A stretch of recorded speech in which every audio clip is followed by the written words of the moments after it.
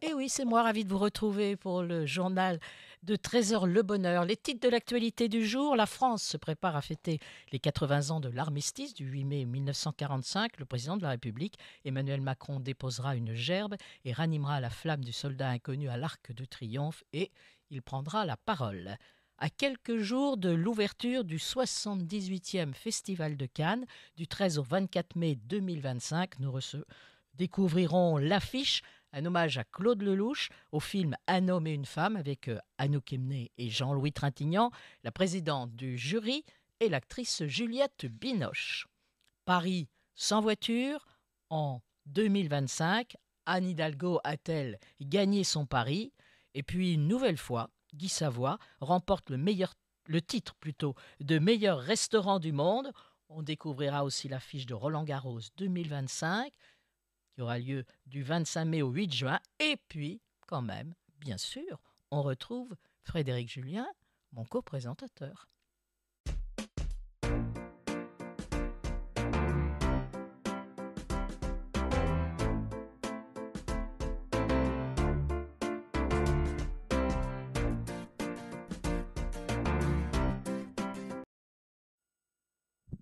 Bonjour à tous, très heureux de vous retrouver. Mais quelle présentation, mais quel bonheur de retrouver Marie-Laure. Et bien voilà, bienvenue sur Radio Armada dans le journal de 13 heures Le Bonheur avec plein de surprises. Si je vous dis, c'est une journaliste, une présentatrice du journal de la RTF, devenue TF1 bien sûr, son premier journal télévisé, édition de la nuit, le journal de 13 heures avec Yves Mourouzi, un duo mythique. Mon invité Marie-Laure Ougry, je suis très content de vous recevoir Marie-Laure. Moi, je suis ravie d'être là, Frédéric. Merci beaucoup. Comment ça va? Tout va Ouais, bien? tout va bien. Tout va Oui, bien. oui, oui, oui. Puis beaucoup de voyages quand même. Oh, pas grand voyage, non, non, non, mais en effet, je rentre de Marseille, voilà. Voilà, le soleil, la pétanque. Ah oui. C'est Bon, pas... mais c'était sérieux Mais aussi, c'était hein. sérieux. Voilà, c'était les assises du journalisme de la Méditerranée, Voilà. tout le sud, rassemblant les journalistes de tout le pourtour de la Méditerranée. On va 3 jours. en discuter justement. Alors, vous êtes né dans l'Indre-et-Loire, plus exactement à Tours. Oui.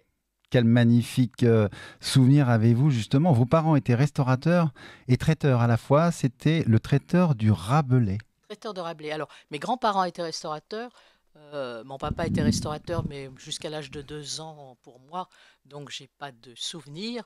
Mais par contre, mon enfance, c'est la cuisine de mon père où je vivais, où je pouvais goûter les sauces, éplucher les champignons et tenir la caisse au magasin. Ah oui, Et c'était en effet le traiteur de Rabelais, en hommage à Rabelais bien et à la sûr. bonne chère.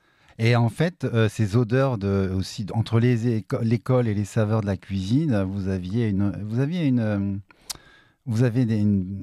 c'était palpitant en fait d'avoir toutes ces odeurs en fait. Oui, et ce qui était bien, c'est vrai qu'on a rarement l'habitude quand on est enfant d'être plongé dans l'univers professionnel des parents, Mm. tandis que moi, c'était mon quotidien, je C'était, veux dire. c'était votre C'était quotidien. mon Et oui. quotidien. Et en effet, voilà, je veux dire, tout ce qui touche à la cuisine, à la bonne chère, voilà, c'est quelque chose Vous aimez et la gastronomie. voilà, auquel moi je suis resté très très sensible.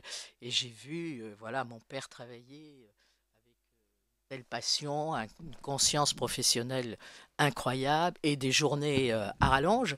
Mais voilà, c'est plein de beaux souvenirs. C'est un bon souvenir. Il paraît que vous étiez sage, discrète, affectueuse, espiègle, avec beaucoup d'humour. Ça, ouais, en classe, relativement, ou quand on faisait des bêtises, c'était un peu en loose day. Mais, oui, plutôt sage, oui. Oui. Et l'humour, oui, c'est important. Bah oui, alors on va revenir à une chose, la cuisine, la restauration, c'est un métier d'artiste et de créateur, c'est aussi un travail d'équipe. Vos parents vous ont justement transmis ces valeurs de travail, la conscience professionnelle, la rigueur, il reste un exemple pour vous. Ah oui, oui, bien sûr, de rigueur, de ténacité, de passion et du travail de- consciencieux. Consciencieux. Bien fait, du C'est- travail bien fait. Et c'est marrant parce que dans les temps forts en cuisine, euh, Ça fait penser des fois un peu à la régie en télévision, je veux dire, où chaque geste compte à la minute près pour que les choses soient pile comme il faut. C'est vrai, exactement. Il y a, on va dire, un chef d'orchestre. Voilà. Il y a un chef Ouais. d'orchestre. Vous avez même songé à fréquenter une école hôtelière vers l'âge de Et à 14 ans. enseigner, hein. Hein? Eh Oui, oui, oui, parce que je me suis posé la question à un moment et j'ai regretté par exemple que mes parents n'aient pas continué le restaurant parce que j'aime beaucoup l'ambiance de la salle de restaurant. oui. C'est Ça m'aurait convivial, bien c'est plu, ça familial à la m'aurait bien fois, plu. Oui, puis on reçoit les gens et tout, de tout on a monde. du contact, donc oui, ça m'a un petit peu, voilà, c'était ça et la coiffure Et aussi. la coiffure. Ah oui, la Ah ouais, coiffure. ouais, Ah ouais, oui. ouais. J'adorais Eh, coiffer les gens et tout. d'accord. Ah, ça, alors ça, je ne savais pas. La coiffure, un bon coup de ciseaux. C'était en fait, et en fait, du coup, vous avez renoncé, vous avez plutôt renoncé et vous avez préféré faire autre chose. Vous êtes rentré en IUT d'information à Tours, en fait. Comment est venue cette envie de communication? C'était par curiosité?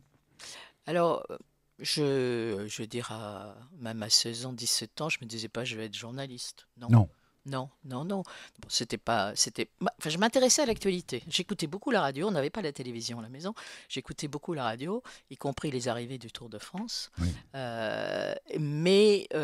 Non, par contre, je savais que j'aurais besoin de faire un métier de contact, être en lien avec les gens. Donc, le journaliste, c'est quand même le contact par excellence. Donc, c'était la communication ou le journalisme. Et puis, le hasard fait que le premier IUT qui est créé se trouve de la communication et du journalisme se trouve créé à Tours. Voilà. Et donc, je me suis dit que c'était un signe.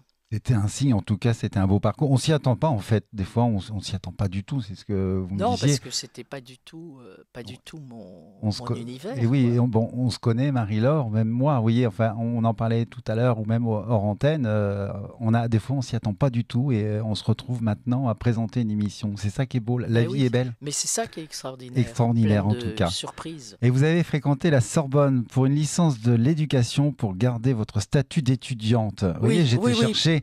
Au final, ces études vous ont conduit en fait à être reporter sur des problèmes de l'éducation et de la jeunesse. Quel que soit le parcours, les études sont toujours utiles pour vous en fait, et amener à une fonction de problème d'éducation de la jeunesse.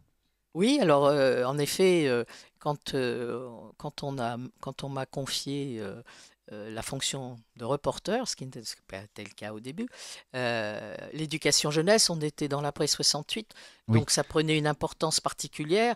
Et comme moi j'étais un peu un bébé de 68, j'avais été très impliqué dans le mouvement de jeunes, donc du coup, voilà, on m'a confié l'éducation jeunesse, et puis très vite, voilà. Sont arrivés la campagne électorale de 1974, etc., ce qui a été un ça a été tremplin un tremplin. formidable. Et en plus, vous êtes de l'époque où les femmes ne pouvaient pas voter aussi. Ah, Non, vous êtes les nouvelles femmes nouvelle, justement oui, qui oui, pouvaient oui, oui, voter, oui, oui. qui pouvaient avoir un carnet de chèques, parce qu'il y a ça aussi. Ouais, ouais, Ça a juste 50 ans, un petit peu plus, ouais, mais ouais. pas Et plus. puis couvrir une campagne électorale, c'est un moment très fort. Ah oui, je me doute et je suis d'accord. La fonction serait-elle différente aujourd'hui? Comment vous la percevez de nos jours en fait? La fonction Euh, de reporter en de fait. reporter. Ah, moi, Ouais. j'ai une admiration extraordinaire, alors pour les reporters, mais surtout pour tous les grands reporters et correspondants de guerre, les envoyés spéciaux qui sont sur les terrains terribles, Ils risquent leur vie. ils risquent leur vie. Plus aujourd'hui qu'il y a 50, 40 ans, 40, 45 50, ans, ouais. 45 ans, oui, oui, oui, parce que euh, c'est des risques, ce sont des risques permanents, quoi. Permanent. Ouais. Oui. Et Et puis, c'est tellement indispensable d'être là et de témoigner. On voit hein, ce qui se passe à Gaza, où aucun journaliste extérieur ne peut rentrer.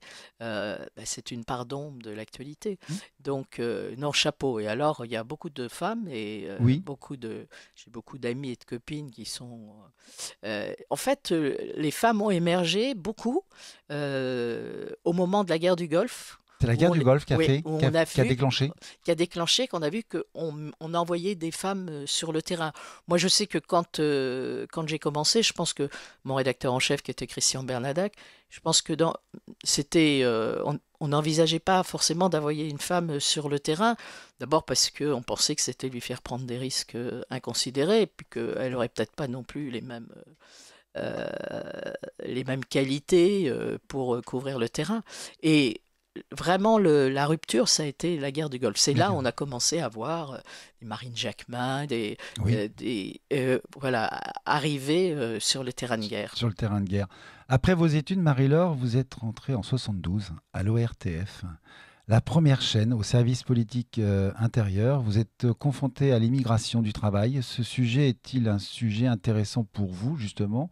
Et qu'est-ce que ça vous a apporté avec ce gouvernement différent, puisque le président était Georges Pompidou, puis Valéry Giscard d'Estaing. La liberté de la presse est-elle toujours en cause ? Alors, moi, je suis arrivée au moment où les choses commençaient, où les fenêtres, on en trouvait les fenêtres.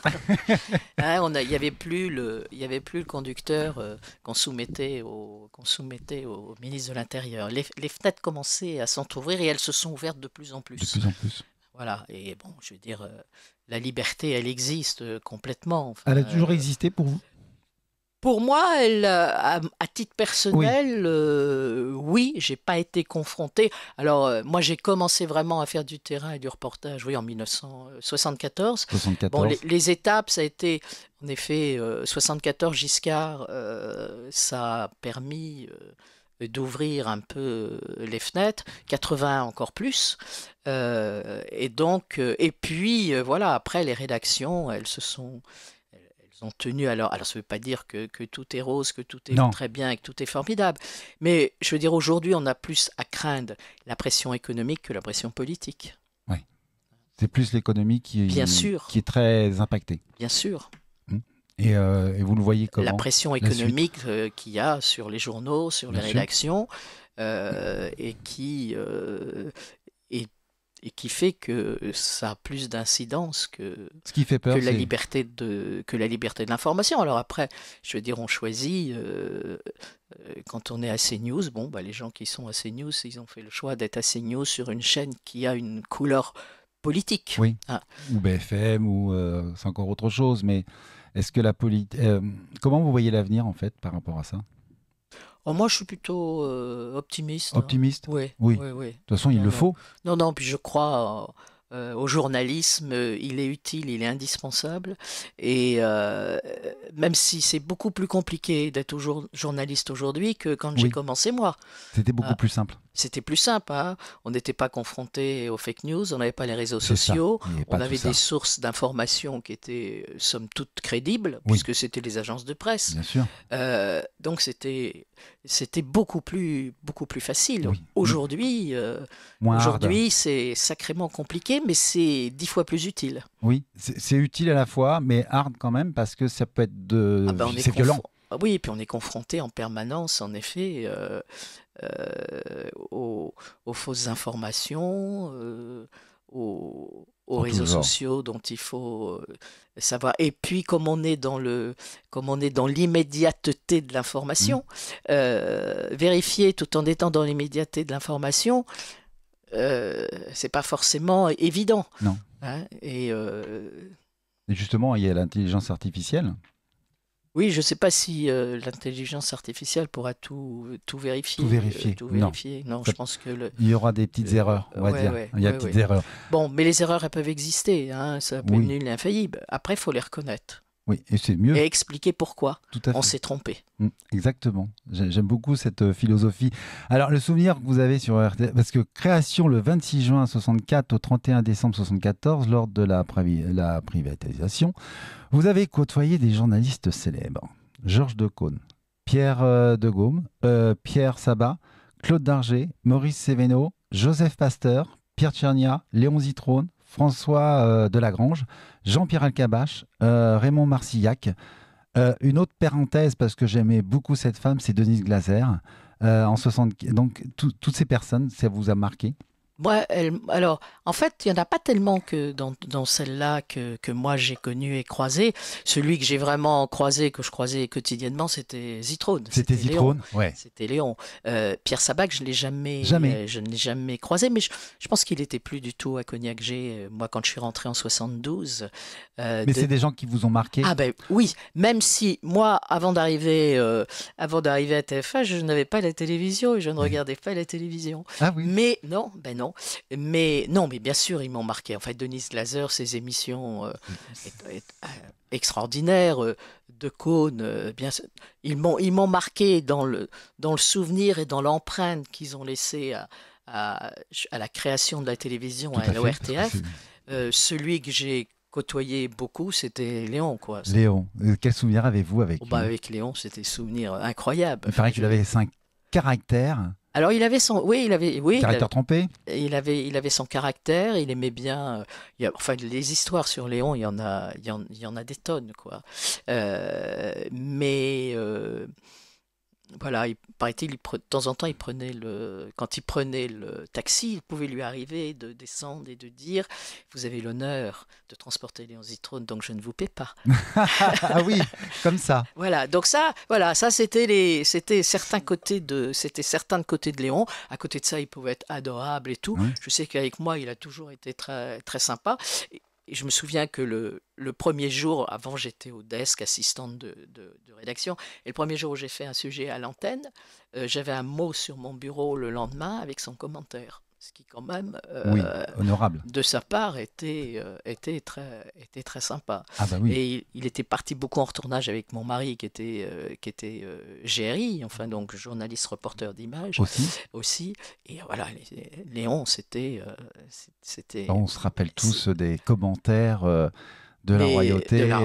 Ouais, et puis mais aussi un bosseur, hein. Du Oui, Quintet. le C'était, quintet, oui, oui, non, c'est puis avec justement Léon Zitrone, il y avait Interville aussi. oui, mais oui. C'était Alors, une équipe. alors aujourd'hui, quand un journaliste fait autre chose que du journalisme pur, on se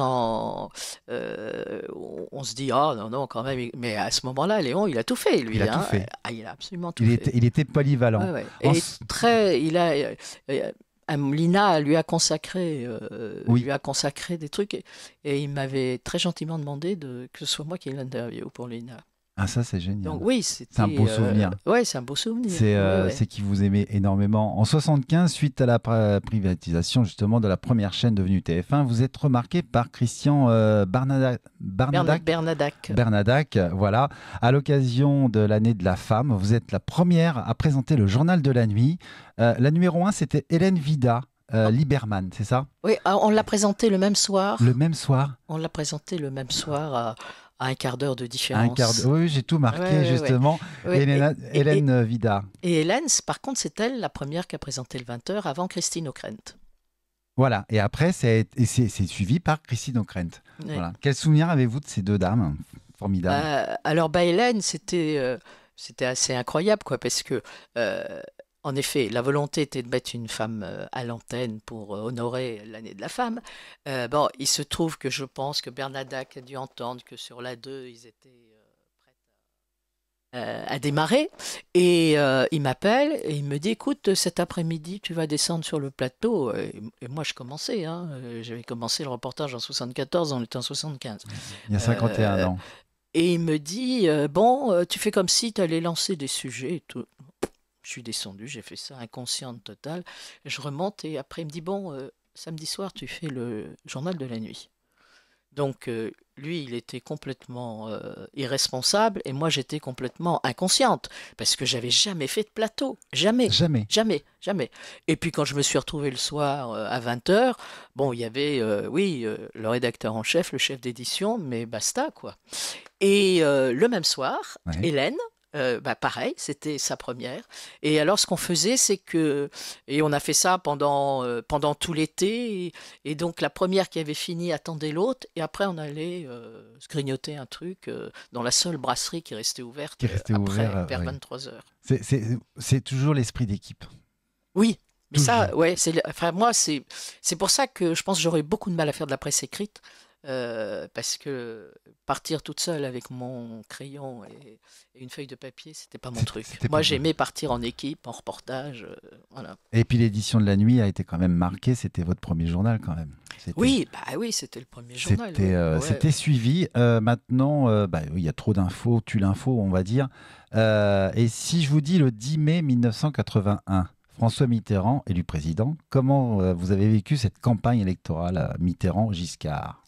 Alors, la campagne, alors moi j'ai suivi, on donnait à chaque journaliste un candidat à suivre, et moi j'ai eu Georges Marchais. Donc Oui, j'ai Georges suivi Marchais. Georges Marchais, ce qui était plutôt sympa. Et le soir du 10 mai 81, j'étais au QG de Giscard. Donc ça a été très rapide, parce qu'ils ont très vite fermé les portes, et je me suis retrouvé, alors on avait bien sûr le camion de transmission, mais on s'est retrouvé sur le trottoir, porte fermée, pour faire les directs, pour dire, ben voilà, ça a été rapide. Et voilà, moi j'ai passé ça sur le trottoir, juste en face le QG juste en face le QG de Giscard. Et quel souvenir justement le plus marquant avec quand la prise de parole avec comment dire Mitterrand en fait, parce que c'est quand même un genre, c'est un contenu qui a été marquant quand même. Mitterrand? Oui, Ah oui, oui, il était impressionnant en plus, hein. sacré personnage. Sacré personnage qui. En fait, moi, je l'ai pas enfin, on s'est croisé. Ah si, je l'ai interviewé une fois dans le cadre de la campagne officielle. Oui. On m'avait demandé de l'interviewer pour la campagne officielle. À ce moment-là, je faisais plus le 13h. J'avais demandé l'autorisation, mais j'étais plus à l'antenne à ce moment-là. Mais impressionnant, Hmm. très impressionnant. Ouais, ouais. Oui, Genre de sphinx. exactement. Je l'ai connu plus après Et justement et c'est euh, c'est un homme qui a marqué ouais. l'histoire. Et moi, je l'ai rencontré, mais là, c'était pour un livre que j'avais fait avec Anne Cassel, qui était sur les carnets Oui, scolaires. et ça, on va en parler justement. Je trouve ça très, très, très bien fait. De 80 à 88, vous présentez le journal de 13 heures avec Yves Mourouzi. C'est lui qui vous a choisi. Comment s'est faite cette rencontre avec Yves Mourouzi, justement? Alors Yves, on était dans la même rédaction, mais enfin, on n'était pas plus proche que cela, Oui, quoi. Hein, on était, voilà. Bon, décision prise de la direction de l'information de faire des journaux en duo. Alors, il y avait un duo déjà, puisque dans la formule d'avant, la partie actualité Actualité news, News. c'était un autre journaliste qui le faisait. Mais c'était en quelque sorte presque un journal dans le journal. Donc Denisot, il a Denisot, fait ça, oui, il a tout à commencé fait. comme ça. Oui, Pierrard, oui. Pernaut aussi. Et puis à un Jean-Pierre moment, Pernaut. c'était dire non, mais on fait un journal à deux voix, Hmm. enfin un duo, un vrai duo, pour le 20h et pour le 13h. Et quand on a dit ça à Yves, je ne sais pas si au départ ça l'a enchanté, pas forcément, je ne sais pas. Mais il a dit, bah oui, d'accord, mais si je le fais, ce sera avec elle. Et je le croise et il me dit, dis donc, ils vont t'appeler, ils vont me dire, alors tu sais, ils veulent faire le. Eh ben j'ai dit que c'était avec toi. Voilà. Et ça s'est fait comme ça. Ah, Et bon, ah, ça a été, voilà, jusqu'à son départ, jusqu'à son départ, que oui. du bonheur, quoi. Parce qu'on Ouais. est. La chance, moi j'ai eu une chance extraordinaire de faire le journal avec lui. euh, et que ce soit pas simplement un plaisir professionnel, mais que ce soit une amitié très, très C'était comme profonde. dans le métier, c'était comme un grand frère, Ah oui, complètement. complètement. Ah oui, oui, oui, oui. Vous étiez un couple en fait, hein, le Oui, oui, couple un grand frère et dans le métier et hors du métier, et hors du puisque métier, on se voyait quand même beaucoup, une et complicité. oui, on était Cette très, très complicité proches. justement avec une grande part d'improvisation, une bienveillance, de l'humour, un duo décalé vous étiez, avec une audace, insolence. C'est un bon souvenir. Serait-il possible de renouveler un tel journal avec cet esprit d'improvisation aujourd'hui, Marie? Avec Yves, je Ouais. pense. Mais il faut être amourosi, quoi. Il faut être amoureux aussi, Oui, il c'est faut être vrai. amourosi. Non, parce que, alors, Yves, en même temps, savait jusqu'où on pouvait aller pour pas, pour rester dans les normes, on va dire, journalistiques, Oui. mais c'est qu'on pouvait parler sérieusement sans se prendre au sérieux. Donc des fois, oui, ça a fait grincer des dents, tout le monde appréciait pas forcément, mais bon, il avait une telle notoriété, une telle présence que c'était accepté. ça a été compliqué après la privatisation. Tout à fait, justement. Ouais.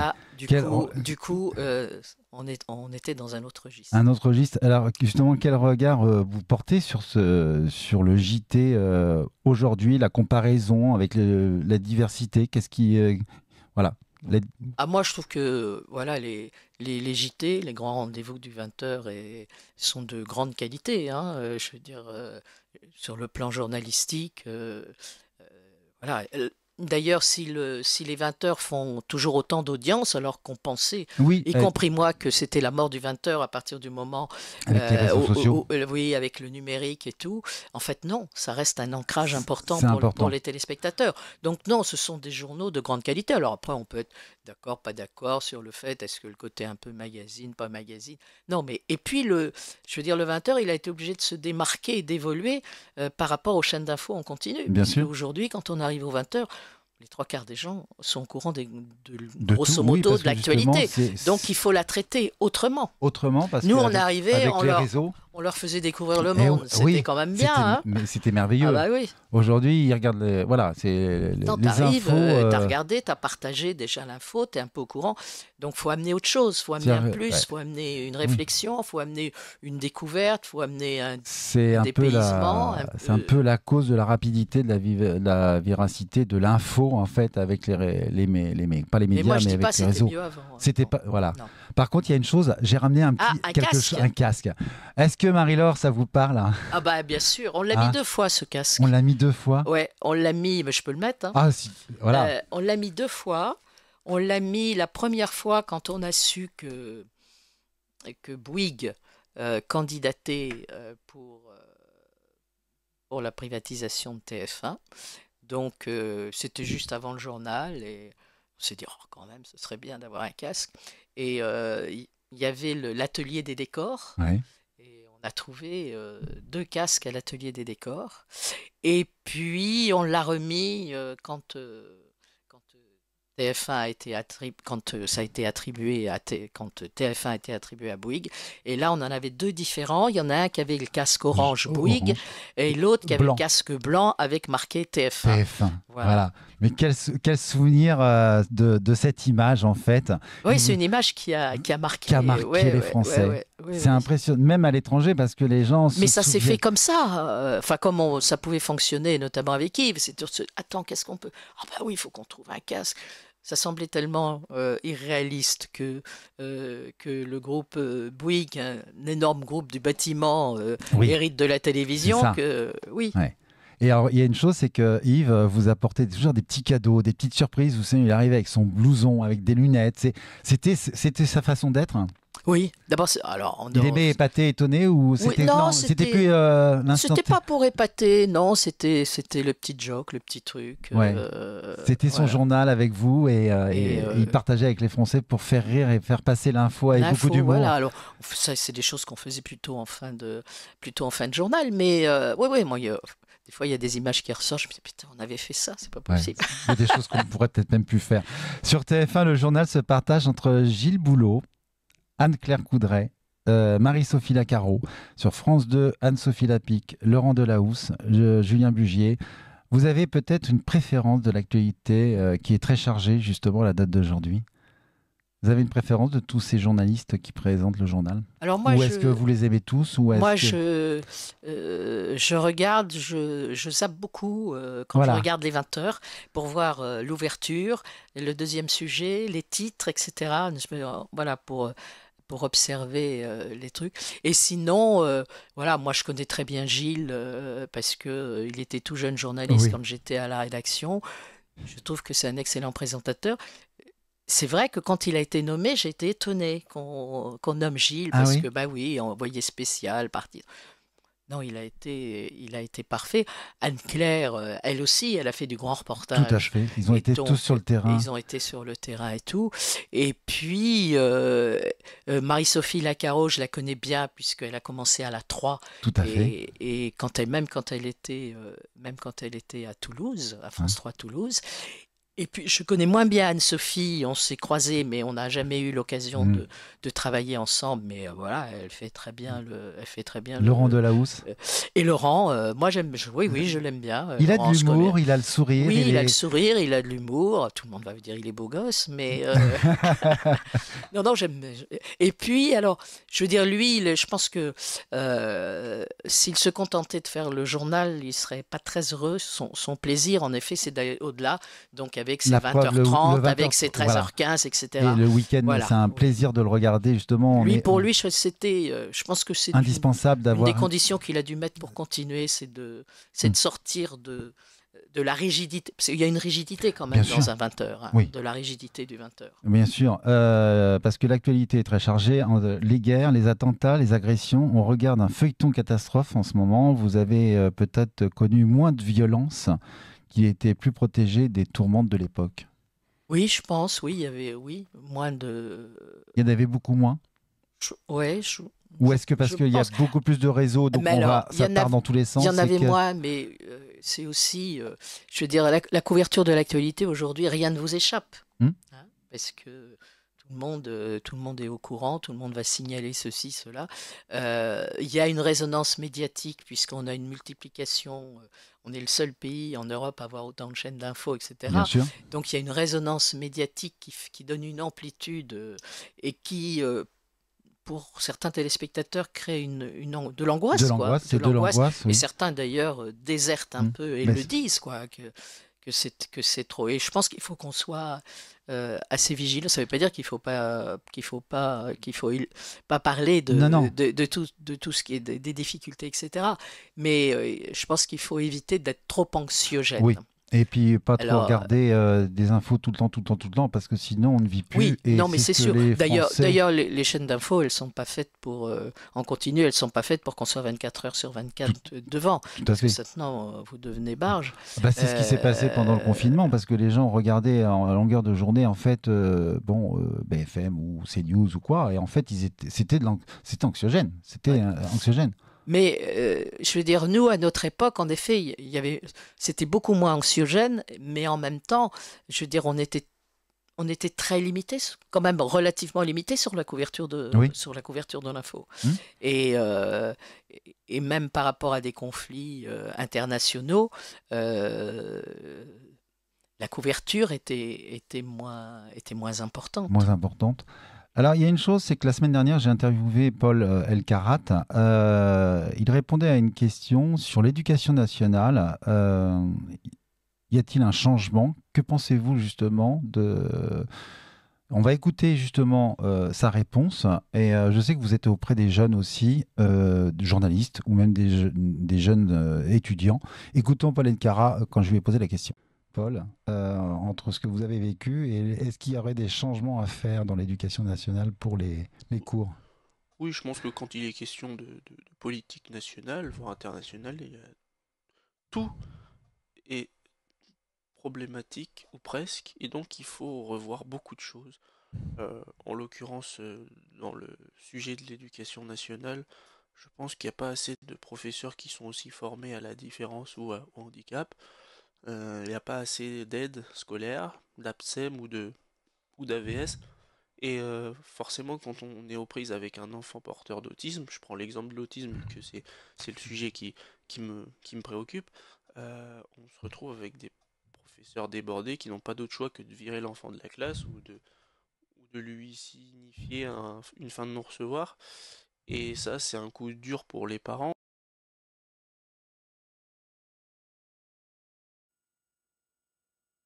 C'est le direct, voilà. Mais que pensez-vous justement, Mais Marie-Laure? oui, je veux dire qu'il a raison. Alors, il y a aussi des problèmes de moyens, mais à partir du moment où il y a la possibilité d'avoir un accompagnateur, un AVS, ben, à ce moment-là, c'est une aide indispensable pour l'enfant qui est en difficulté. Et Dieu sait si l'école, c'est la seule façon de retrouver une normalité. Hmm. C'est d'être comme les autres, c'est d'avoir des amis, c'est de progresser. Mais quelqu'un qui est en difficulté, qui se retrouve tout seul dans une classe, euh, c'est un double handicap. Ouais. Et là, il y a des efforts considérables à faire. Et en même temps, c'est vrai, il a raison, je veux dire, sensibiliser les enseignants, les profs aux problèmes de faire face à des enfants qui ont un handicap, qui se retrouvent dans une classe qui, elle, fonctionne, et pas toujours de façon forcément très sympathique vis-à-vis de leur camarade qui est handicapé. Il y a un manque, bien évidemment, mais de sensibilité à la Ouais, prise en charge. Mais je pense que ça s'est peut-être amélioré aujourd'hui parce que les AVS existent et qui oui, n'existaient pas avant. tout à fait. Mais il en faudrait beaucoup plus. Parce que les parents disent, hein, à partir du moment où l'enfant peut retrouver un cursus scolaire à peu près normal, Normal. c'est une transformation formidable de l'enfant. Est-ce que vous trouvez qu'on déplace, en fait, en France, on déplace le problème, mais on ne résout pas le problème? Non, on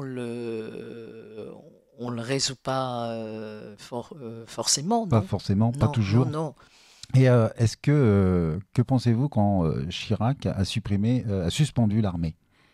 Le service militaire, Voilà, ouais. Ça, c'est très. Il y a des. On en reparle actuellement tout à du fait. service militaire. Il y a des avis qui sont très, très divergents là-dessus parce que on dit qu'aujourd'hui l'armée ne pourrait plus prendre en charge Un service. le service militaire et puis parce que l'armée a beaucoup changé, qu'elle est devenue beaucoup plus professionnelle. Alors, une nana parlait du service militaire, hein, on n'était pas confronté à ça, mais ceux qui disent ah parce que oui, ça permettait de détecter des jeunes qui pouvaient être en difficulté euh, et de voir comment on peut les aider. Voilà, et ça pouvait créer aussi un peu le vivre ensemble. Le vivre ensemble, c'est Maintenant, important.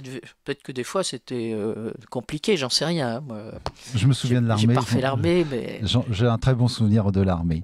Allez, du 14 janvier 89 au 29 juin 1991, sur TF1, 11h30, vous animez Allô Marie-Laure, le hebdo au service des téléspectateurs. Vous répondez à leurs problèmes d'un souci administratif au projet qui a du mal à démarrer. Vous mettez en œuvre pour trouver une solution. Vous êtes entouré d'une équipe dont Jean-Pierre Berthet, c'est ça? non. C'était pas Jean-Pierre Berthet? Non, non, non, non, non, il y avait Michel Fulla, il y Il y avait avait... Michel ouais. Et quel souvenir avez-vous justement de cette Allô Marie-Laure? Parce que ça, c'était important en fait d'être près des auditeurs. Oui, c'est une émission que j'ai beaucoup aimé faire.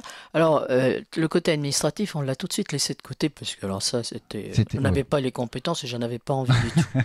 Mais par contre, vous avez un projet, on va vous aider à le faire naître, À concrétiser. à le concrétiser. Ça ne veut pas dire que grâce à nous, tout va aller très bien, mais voilà, les opérations coup de pouce, et on était une petite équipe de 5 journalistes. Oh là là. Oui. Pardon, une équipe de 5 journalistes. Et donc, c'est c'est des souvenirs. Vous avez le droit de prendre un petit verre d'eau. J'ai le droit de prendre un petit Allez, verre d'eau. on fait. Voilà. On a Oui. aidé un jeune, par exemple, qui avait une collection fabuleuse de petites voitures. Ah, Il voulait ouvrir un musée. oui, Et ben, son musée s'est ouvert à Biarritz. c'est Voilà. génial. Donc, c'était des choses comme ça qu'on essayait de faire naître. C'était sur l'éducation, c'était sur le logement, l'économie. Il y avait de tout, il y avait tout Non, sujet c'était plus sujet, on va dire, de ce type-là. du culturel. Oui, oui, plus ça que... C'était une émission quand même grand public déjà à l'époque. Vous avez perçu la détresse des téléspectateurs pour justement cette émission en fait. Les gens en avaient besoin. En fait, on était plus, nous, dans le... J'ai envie de quelque chose. Nous, c'est très vite l'axe qu'on a donné à l'émission. Voilà, j'ai envie de faire quelque chose. Est-ce que vous pouvez nous aider? Donc, en effet, le côté social, on l'a pas abordé. Vous l'abordez pas en fait. Mais les gens ont aimé en tout cas. Et en septembre 91, vous rejoignez la 5. Créé en février 86 et arrêté en avril 92, vous présentez le journal de 12h45 avec, il y avait Patrice Duhamel à la rédaction, Qui était la direction. qui était la direction, avec Jean-Marc Morandini. Comment avez-vous vécu cette fermeture de la 5? Dramatique. Alors, mais Ça va décidément, ça va pas. Hein. Hein? Oui, moi, je suis arrivé pour l'enterrement. Ouais. Je suis arrivé en septembre, Ouais. on a fermé en avril. Ça a été. Voilà, j'ai connu le dépôt de bilan, quoi. Mais j'ai jamais regretté d'être venu parce que j'ai trouvé une rédaction formidable. Ouais. Qui après s'est battue jusqu'au bout dans l'espoir de survivre. Et donc, voilà, ça reste pour moi, au-delà du drame que ça a été, parce que tout à coup l'écran noir et le lendemain, tout le monde, on revenait sur place comme si on n'arrivait pas à se séparer, quoi. C'était une On famille. revenait tous les... Et les liens existent encore, puisque Oui, le 12 avril dernier, on a fait les retrouvailles des anciens de la 5. c'est ça qui est beau. C'est ça qui est beau. Et en fait, vous n'avez aucun regret suite à un engagement avec cette collaboration avec les autres journalistes. Est-ce que ça va, Marie-Laure? Ben oui, ça va. Voilà. Nous sommes en direct, pourtant. Voilà. Alors je vous dis, hein, c'est que de l'eau. Et en fait, oui, là, vous n'avez pas du tout de, comment dire, de regret en fait d'avoir. Détaillé sur la 5. Ouais. Ah non, je m'en félicite. Ah oui. Non, ça a été une expérience, voilà, humainement très forte. Et voilà, et en effet, je suis venu parce que c'est entre autres Patrice Duhamel qui m'avait demandé si je voulais venir. Et vous avez Et que dit c'est oui. quelqu'un pour qui j'avais beaucoup d'estime, de respect et d'amitié. Et alors après la 5, Yves Mourouzi vous confie une quotidienne passion. Allô Marie-Laure sur RMC. C'est un retour aux sources. C'est nostalgique à la fois. Non, c'était, mais ça c'était comme fonctionnait Yves, quoi, c'est à la passion. À la passion. C'était de rencontrer les gens, voilà, et la radio a ça d'extraordinaire, Oui, c'est oui. que pour l'interview, c'est ce qu'il y a de plus fabuleux. Bah bien sûr. Alors en 93, sur France 3, vous proposez une émission quotidienne, Génération 3. C'est une émission documentaire pédagogique du 14 avril 1995 à 2002. Vous êtes la rédactrice en chef et présentatrice du quotidien Un jour en France. Après, oui. Après, avec Joël Goron. C'était avec Joël Goron? Non, Non, pas du tout. non, Joël, non. Non, pas Joël. Non. Mais vous connaissez Joël, justement. Oui, bien sûr, qui je la est- connais. qui est Je la une- connais, voilà, bien sûr. oui. Et c'était un talk show. Comment vous l'avez persuadé cette Un jour en France. Ouais. En fait, quand le deal de départ, c'était de donner une seconde vie Oui. à tous les reportages qui étaient faits en région, dans les différentes stations régionales, que ce soit dans les journaux télévisés ou plus sujets, enquêtes documentaires. C'était ça. Tu fais une émission qui permet de valoriser ce que font les régions. Donc à partir de là, on a créé le concept, c'est-à-dire un invité phare, et on déclinait autour de l'invité ses attaches, alors les attaches de région, Oui, bien sûr. ses passions, etc. Et on trouvait, moi j'avais un échange avec eux important, et on trouvait les sujets qui pouvaient entrer en correspondance avec leur profil, et puis avec des journalistes qui venaient de la région, qui à la fois étaient des chroniqueurs.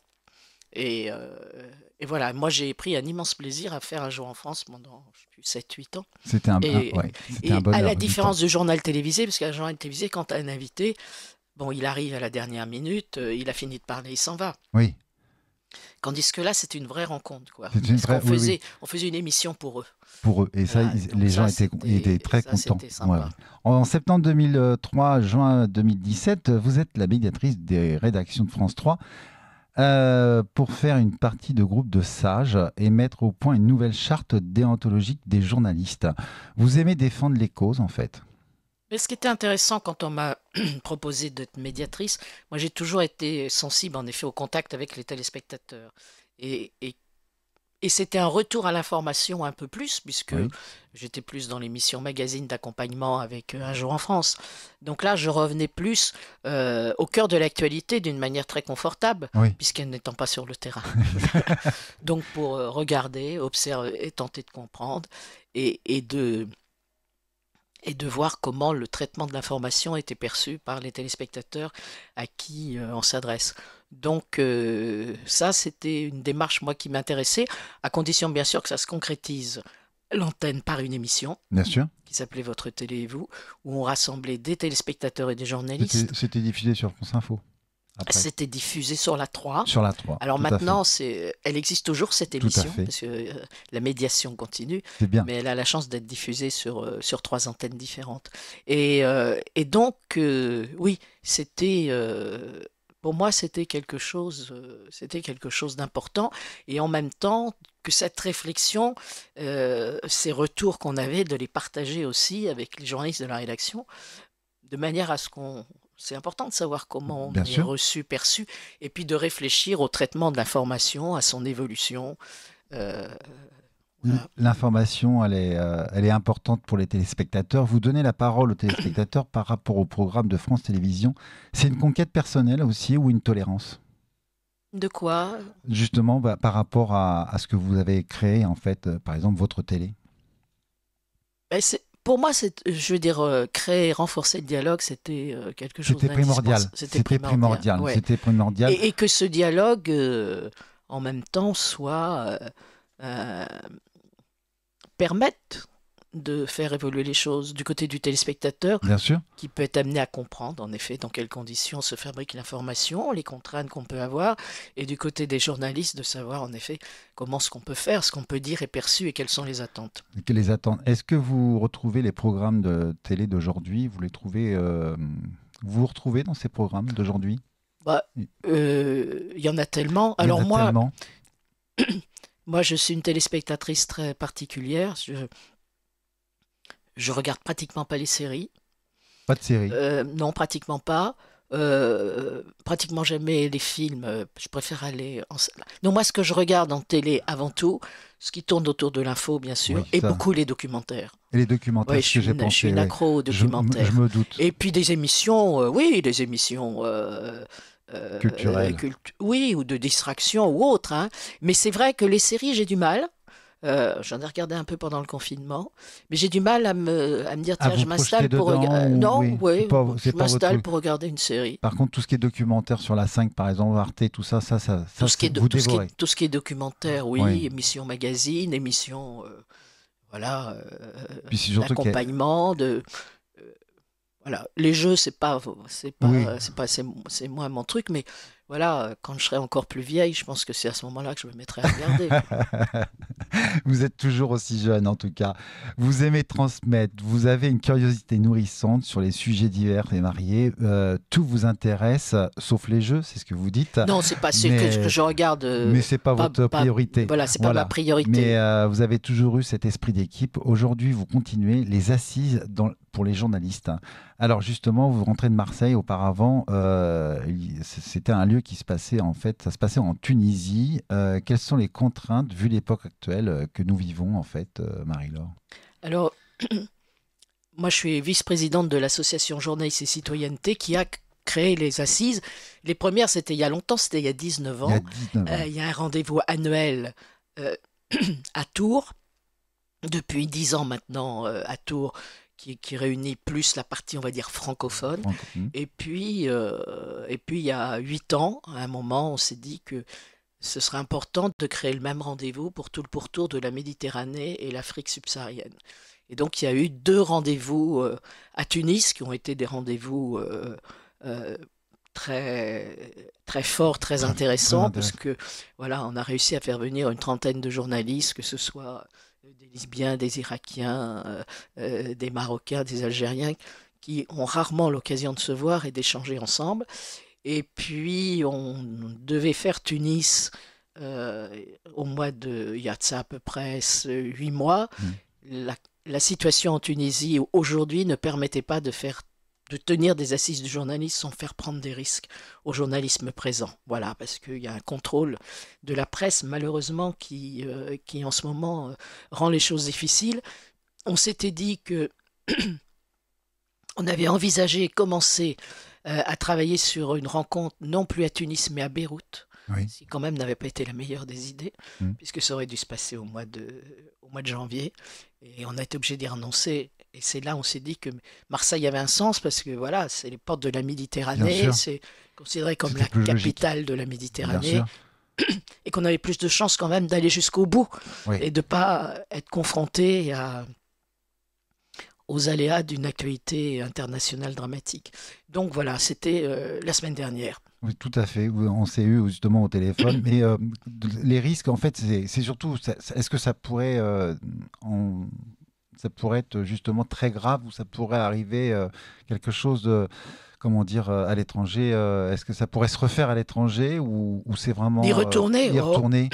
oui, il ne faut pas Il désespérer. faut pas désespérer. Non, il ne faut pas désespérer. Mais C'est des contraintes quand même.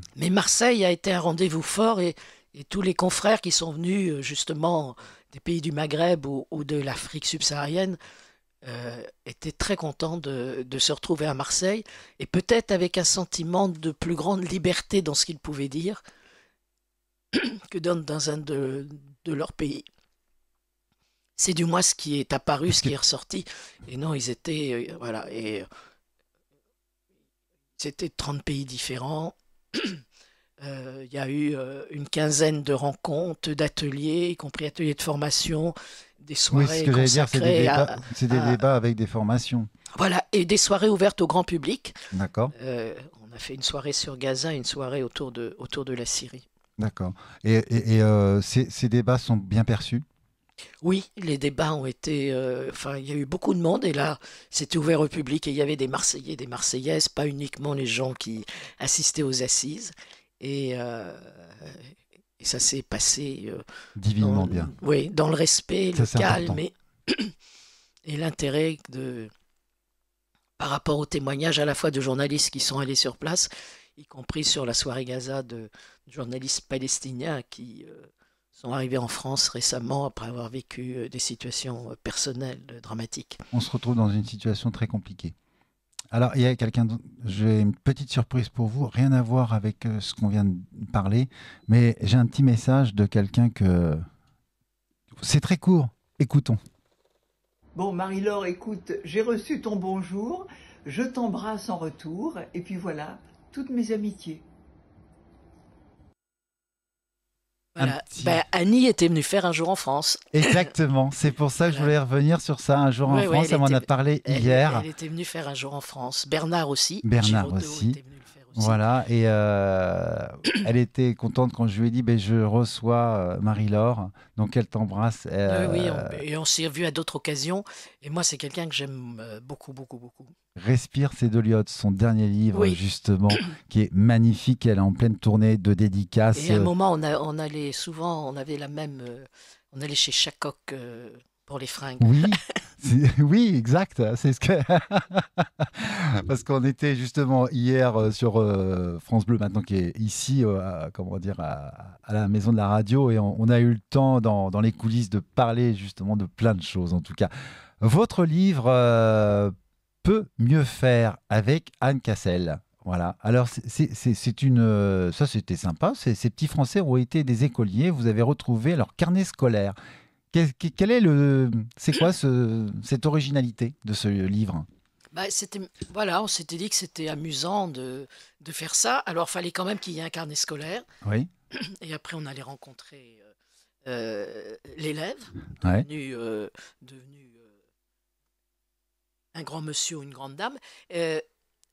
Alors, soit ils avaient leur carnet scolaire, ouais.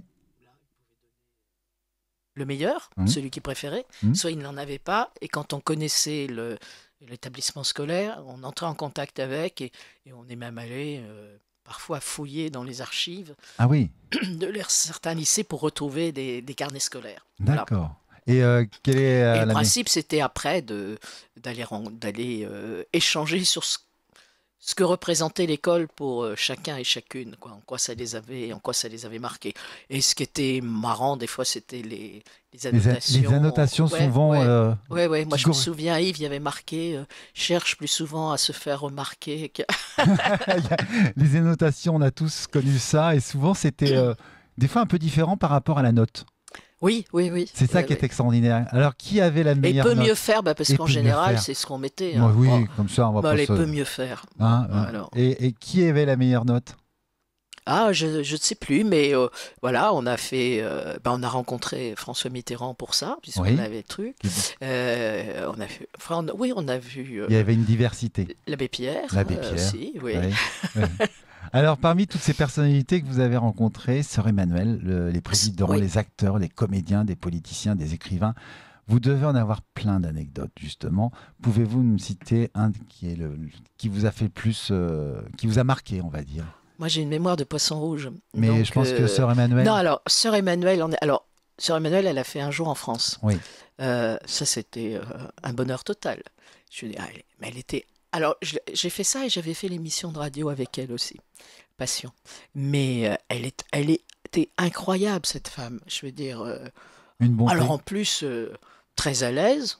Beaucoup d'humour. Beaucoup d'humour, très à l'aise, tutoyant tout le monde, réagissant au quart de tour, et puis en même temps disant des choses, fortes, profondes, parce que, voilà, un message, elle envoyait un message d'espoir, sans prédication, hein, mais dans la manière dont elle était, dont elle parlait, et ça a beaucoup marqué, voilà, l'équipe qui était là le jour où on l'a rencontrée.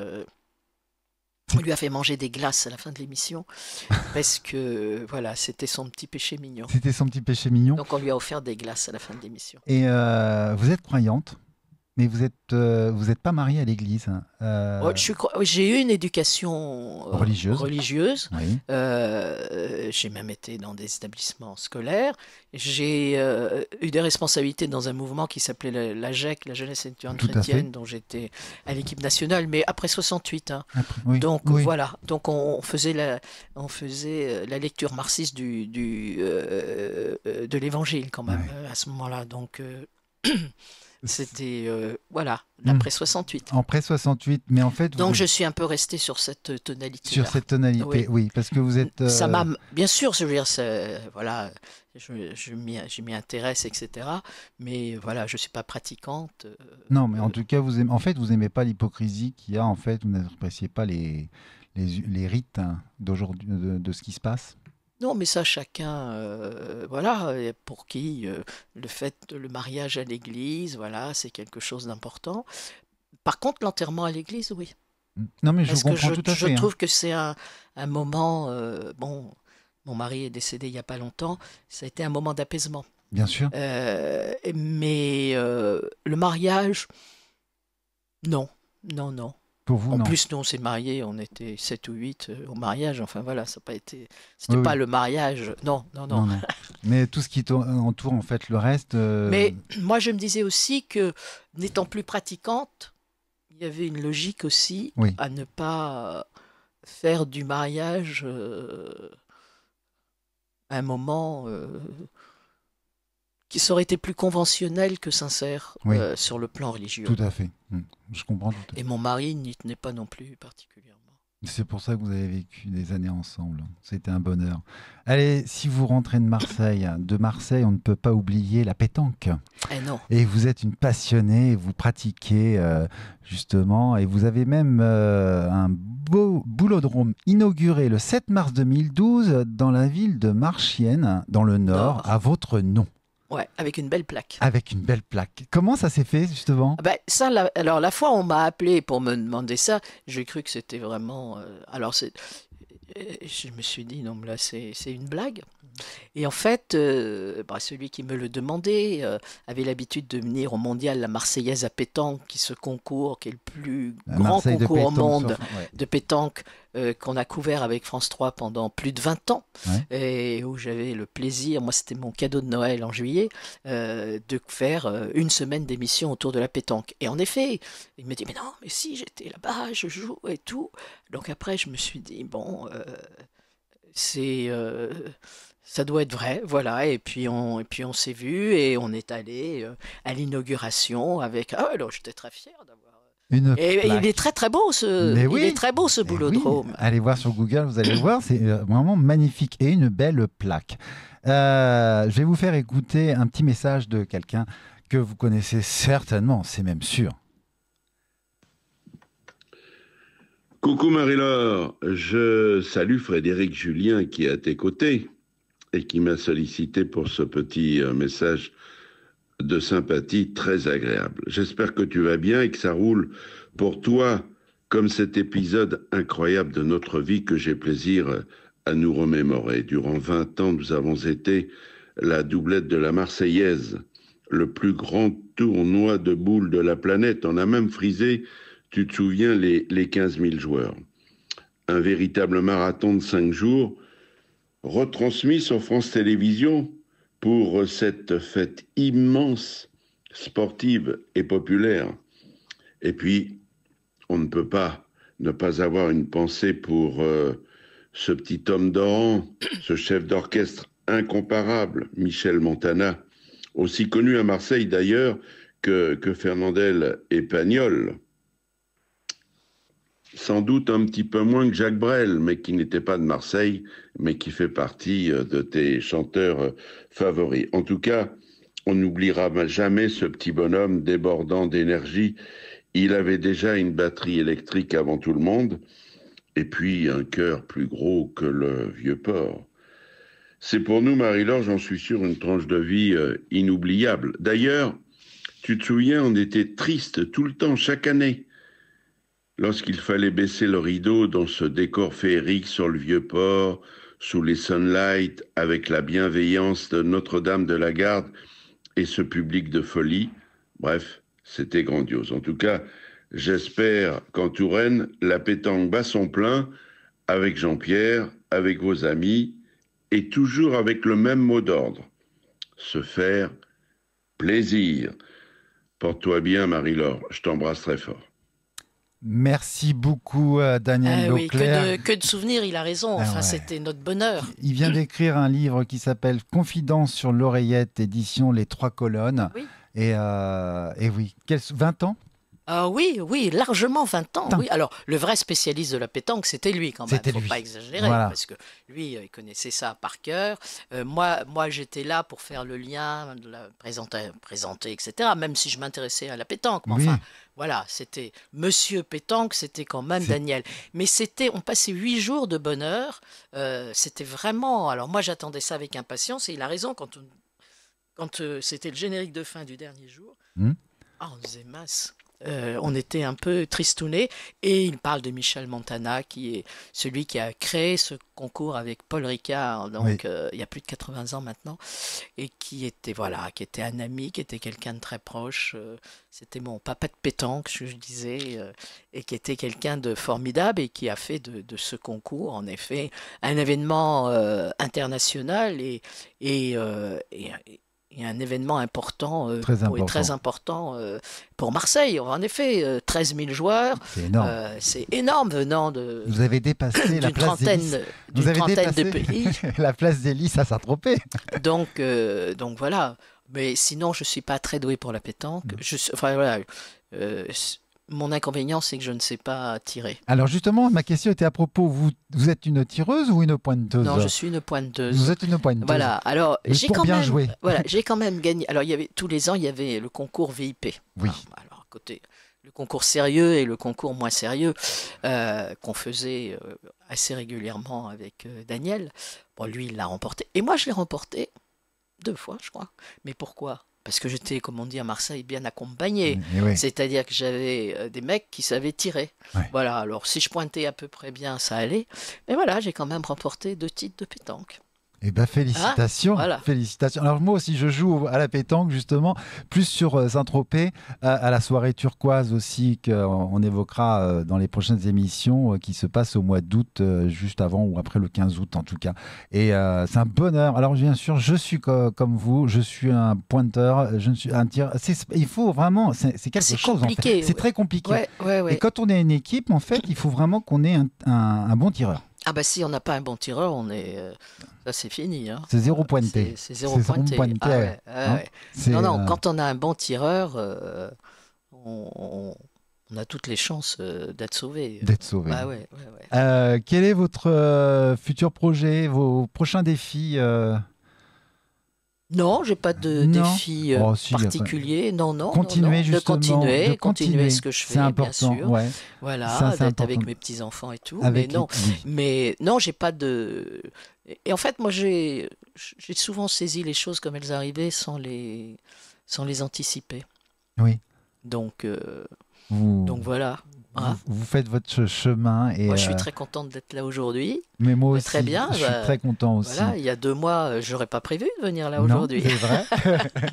Mais en tout cas, merci beaucoup, Marie-Laure. Marie-Laure, vous connaissez le questionnaire de Proust? Oui. Hein? C'est pas Allez. l'exercice auquel je suis la meilleure. Non, mais je sais Voilà. que si je vous dis le principal trait de votre caractère, Ah, peut-être l'écoute. l'écoute. Et oui, l'écoute, oui. La qualité que vous préférez chez un homme et chez une femme?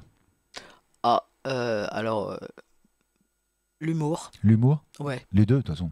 Les Ouais. deux, il faut avoir de Ouais. l'humour. Ce que vous appréciez chez vos amis, Leur fidélité. leur fidélité. Votre principal défaut? Oh, mon principal défaut, c'est justement de ne pas savoir lequel est le principal. Ah, j'adore. Ça, c'est énorme. Ça, c'est top. Une occupation préférée? Occupation préférée. J'aime bien faire la cuisine, par exemple, Oui. hein, mais c'est des occupations diverses. Voilà. Le cinéma, alors j'y allais beaucoup plus avant, j'y Moins vais moins maintenant. maintenant. Voilà, parce que j'y allais avec mon mari et que j'ai plus de mal toute seule à encore aller au cinéma. Le théâtre, Le théâtre. oui. Tout ce qui touche au bruit d'activité De toute façon, tout ce qui est la culturelle. culturelle. Et puis les amis, les bonnes bouffes. Oui, parce que les dans la rencontres, gastronomie de la Touraine, on a voilà. il y a les rillettes de Tours, il y a les pruneaux, il y a la Lose, les rillettes, les gibiers, rayons. les rayons, Les voilà, rayons, la géline de Touraine. Oui, la géline de alors la Touraine. géline de Touraine, beaucoup de gens cherchent, c'est une poule noire. C'est une poule noire. C'est une poule noire, les racines, voilà, on a l'impression d'être dans les racines et les ailes. Vous aimez la gourmandise justement et vous êtes aussi une épicurienne. Oui. J'aime bien les bonnes choses. Les bonnes choses pour se faire ouais. plaisir. Allez, votre Les bons couleur vins de Touraine. Oui, aussi, qui sont magnifiques. Votre couleur préférée? Alors, je sais pas trop. Ça dépend, parce que Ça sur dépend soi. du temps. Oui, non, mais ça dépend si c'est la couleur de vêtements qu'on porte. Oui. Et là, je sais pas trop, mais j'ai souvent du noir. Ouais. Mais sinon, la couleur comme ça peut être soit le bleu parce que c'est le ciel et c'est la mer, soit le vert parce que c'est les arbres et la nature. Oui, voilà. Vous vous adaptez. Voilà. Voilà. Votre chanson préférée? Ah, ça c'est impossible de dire ma chanson préférée, mais Daniel parlait de Jacques Brel Brel. tout à l'heure. Et Oui, c'est pour ça. j'aime beaucoup. Jacques j'aime Brel, beaucoup vous Brel. aimez les Ouais. textes de Jacques Brel. Oui. C'est- Et j'ai eu la chance de le voir sur scène en plus. Il était tellement extraordinaire sur scène.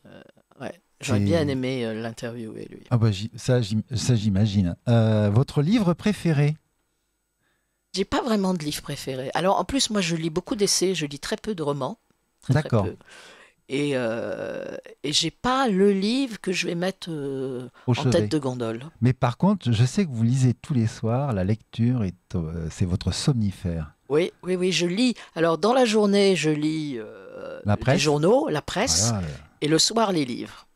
Voilà, et je peux me coucher à 2 heures du matin et je vais lire. Et puis, en effet, au bout d'un moment, pouf, C'est voilà, votre on pique du nez, t'éteins la lumière et tu t'endors. Exactement. Votre auteur ou poète préféré?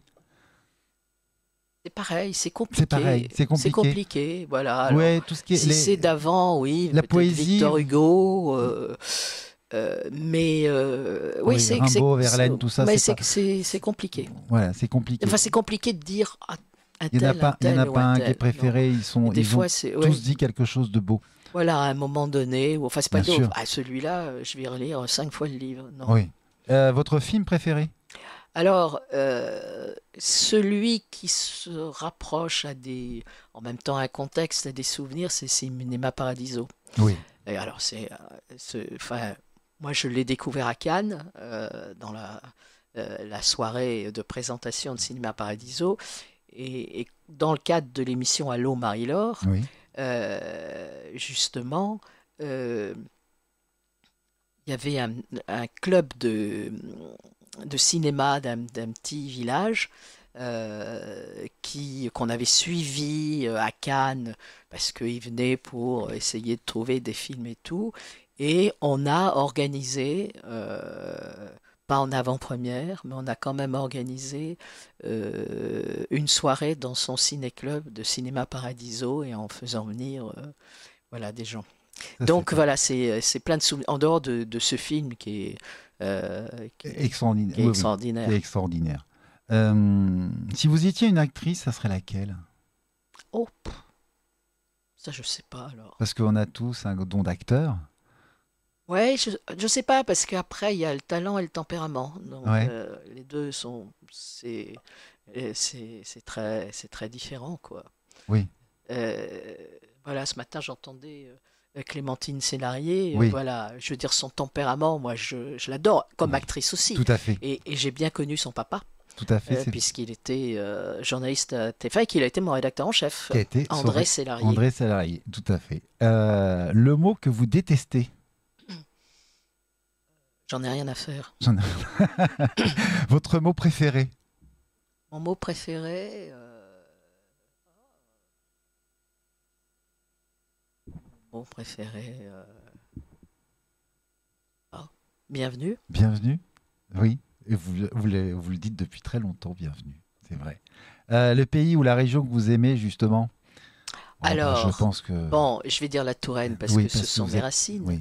et que c'est une belle région, mais enfin quand même c'est pas la seule, hein.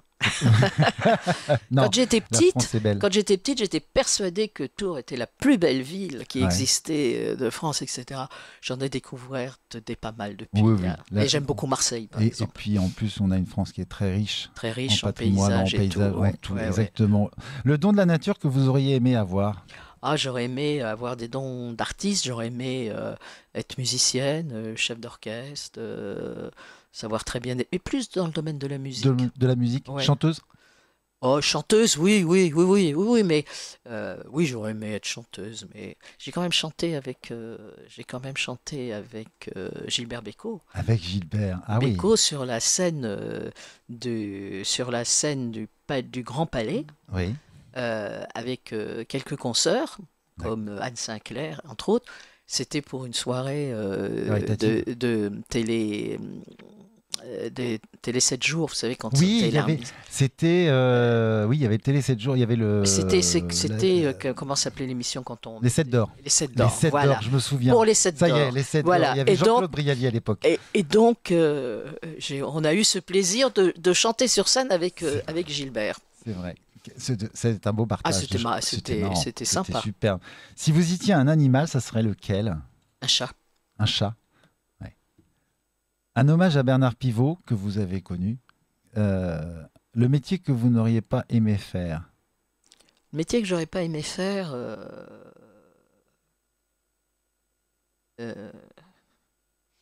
des métiers durs, sanguignolants. Enfin, Ouais. comment je suis en train de chercher après un meurtre. Ah, les croque-morts, les médecins. Oui, les médecins. Ouais, bon. on s'est compris. Oui, ça va oui, nous ça- revenir. Ah, ça, Ouais, c'est spécial. oui, C'est- oui, oui, oui. oui. Ça, c'est. Oui. Comment dire, votre juron favori ou votre gros mot? Ouais, alors, ben, en général, moi, je m'injurie très facilement. Ah oui. Ah oui, oui, oui, oui. Quelle conne. Ça, par exemple, je me traite de conne sans arrêt. Tant et si bien que dans le bureau, il y en avait qui avaient marqué des trucs. Ah, quelle conne. Donc voilà, donc je m'injurie facilement. Et dans ce cas-là, c'est quelle conne. Et si je suis pas, c'est pareil, mais c'est toujours vis-à-vis de moi. Et alors là, je mets plusieurs jurons les uns derrière les autres. Le son. Mais je le fais pour moi-même, quoi. Ah oui, oui, Je oui. le fais pas devant mes petits-enfants, par exemple. Oui. Voilà. Oh, qu'est-ce que je suis blonde. Le son ou le bruit que vous aimez. Celui des oiseaux. Les oiseaux. Ouais, Du matin au soir, qu'est-ce que c'est agréable. ouais, oui. Le bruit que vous détestez. Quel bruit je peux détester qui peut m'énerver, qui peut... Je sais pas trop, moi j'aime bien les bruits. Ah oui, Ah ouais, j'aime bien ouvrir les fenêtres pour entendre le bruit de la rue. la vie. La vie. Oui. Donc, le tonnerre, oui. Oui. Il y a Par des... exemple, celui de le- samedi Le dernier, là, samedi dernier qui a été très violent. Voilà. Oui, ça fait peur. Bah oui, ça fait voilà. peur. On ne sait pas trop ce qui va se passer. Exactement. Marie-Laure, si Dieu existe, qu'aimeriez-vous, après votre mort, l'entendre vous dire? Qu'est-ce qu'il pourrait bien me dire? Te voilà enfin? Moi, je dirais, on fait le Viens journal. voir tes copains. Ouais, viens, on va faire le journal en haut. Voilà, On va faire le journal en haut. Votre devise?